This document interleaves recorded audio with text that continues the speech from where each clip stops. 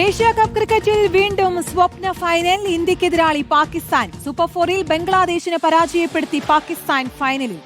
ജയേഷ് പൂക്കോട്ടൂരുണ്ട് വിശദാംശങ്ങളുമായി. ജയേഷ്, അങ്ങനെ അതാ ഇന്ത്യ പാക് പോരാട്ടം, വിശദാംശങ്ങൾ എന്തൊക്കെയാണ്?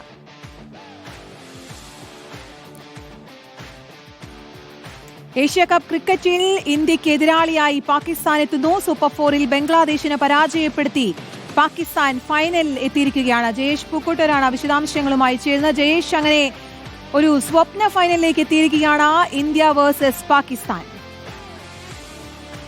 ഇത്ര ഉറപ്പായിട്ടും ക്രിക്കറ്റ് ആരാധകർ മുഴുവൻ പ്രതീക്ഷയോടെ കാത്തിരുന്ന ഇന്ത്യ പാകിസ്ഥാൻ പോരാട്ടം ഒരിക്കൽ കൂടി എത്തുകയാണ്. 3 ആഴ്ചത്തെ ഇടവേളകളിൽ, അതായത് നവംബർ 14 തുടങ്ങിയ പോരാട്ടമാണ്. പിന്നീട് കഴിഞ്ഞ ഞായറാഴ്ചയും ഇന്ത്യ പാകിസ്ഥാൻ പോരാട്ടമായിരുന്നു സൂപ്പർ ഫോറിലുണ്ടായിരുന്നത്. വരുന്ന ഞായറാഴ്ചയും കൂടി ഈ ഒരു ഏഷ്യ കപ്പിന്റെ ഫൈനലിൽ ഇന്ത്യ പാകിസ്ഥാൻ ഏറ്റുമുട്ടുകയാണ്. കഴിഞ്ഞ 2 തവണയും വിജയം ഇന്ത്യക്കൊപ്പമായിരുന്നു. 3-ാം തവണയും പാകിസ്ഥാനെ പരാജയപ്പെടുത്തിക്കൊണ്ട് ഏഷ്യ കപ്പിൽ ഇന്ത്യ കിരീടം ചൂടുമെന്ന് തന്നെയാണ് ആരാധകരുടെ തികഞ്ഞ പ്രതീക്ഷ. മറ്റൊരു കൗതുകകരമായ കാര്യം, ഇതാദ്യമായാണ് ഏഷ്യ കപ്പിന്റെ ഫൈനലിൽ ഇന്ത്യയും പാകിസ്ഥാനും നേർക്കുനേർ വരുന്നത് എന്നുള്ളൊരു പ്രത്യേകത കൂടിയുണ്ട്.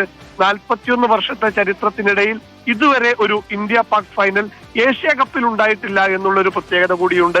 അങ്ങനെ ആദ്യ ഇന്ത്യ പാക് ഫൈനലിൽ പാകിസ്ഥാനെ കീഴടക്കിക്കൊണ്ട് ഇന്ത്യ അനായാസ വിജയം ചൂടുമെന്നാണ് പ്രതീക്ഷകൾ. പ്രത്യേകിച്ച് വലിയ തരത്തിലുള്ള ചർച്ചകൾ അവസാന വിവാദത്തിൽ തുടങ്ങി. പിന്നീട് ഇരു ക്യാപ്റ്റന്മാർക്കുമെതിരെ പരാതി കൊടുക്കുന്ന ICCക്ക് പരാതി കൊടുക്കുന്ന രീതിയിലേക്ക് വരെ എത്തിയ പോരാട്ടത്തിന് ഒടുവിലാണ് ഈ ഒരു ഇന്ത്യ പാക് മത്സരം വരുന്നത് എന്നൊരു പ്രത്യേകത കൂടിയുണ്ട്.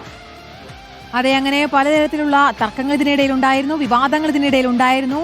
അവസാനം അതാ ഏഷ്യ കപ്പ് ക്രിക്കറ്റിൽ ഒരു സ്വപ്ന ഫൈനൽ. ഇന്ത്യക്കെതിരാളിയായി പാകിസ്ഥാൻ എത്തുന്നു.